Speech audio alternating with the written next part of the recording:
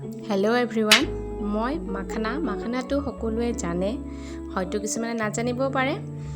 চ' মাখানাটো আমাৰ খুব ভাল খাদ্য হয়, প্ৰটিনযুক্ত খাদ্য হয়। সৰু ল'ৰা ছোৱালী বা ডাঙৰে সকলোৱে খাব পাৰে। ইয়াক বিভিন্ন ধৰণে খাব পাৰি। কিছুমানে আঞ্জা বনাই খায়, কিছুমানে ফ্ৰাই কৰি খায়, কিছুমানে দালিত দি সেনে খায়।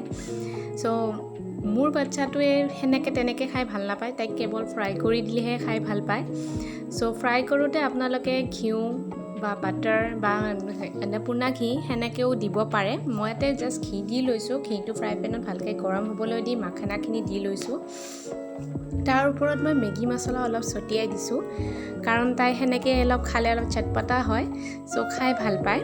তো তেনেকৈ খালেও ভাল লাগে, বহুত প্ৰটিন হয়। আপোনালোকেও তেনেকৈ খাই চাব। বজাৰত এনেকৈ ফ্ৰাই কৰা মাখানাও পোৱা যায়।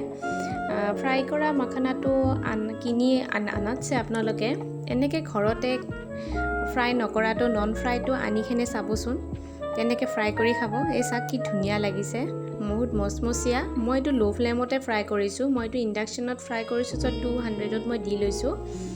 এয়া চাওক, আপোনালোকে এইটো ষ্ট'ৰ কৰিও থ'ব পাৰে বহু দিনলৈ। তো আমাৰ তাইৰ হাতত যিহেতু পৰিছে, কি ষ্ট'ৰ কৰি থ'ব নোৱাৰিব পাৰোঁ, খাই দিবও পাৰে। চ' আপোনালোকে এনেকৈ ষ্ট'ৰ কৰি থ'ব পাৰে। এনেকৈ ট্ৰাই কৰি চাবচোন, মচমচীয়া ভাল লাগে। আৰু মেগী মছলাটো দিয়াৰ কাৰণে বেছি চটপটি অনুভৱ হয়, ভাল লাগে খাই। ভিডিঅ'টো ভাল লাগিলে লাইক, শ্বেয়াৰ আৰু ছাবস্ক্ৰাইব কৰিব, কমেণ্টো কৰিবচোন। বাই বাই, আজিলৈ আহিছোঁ। Take care.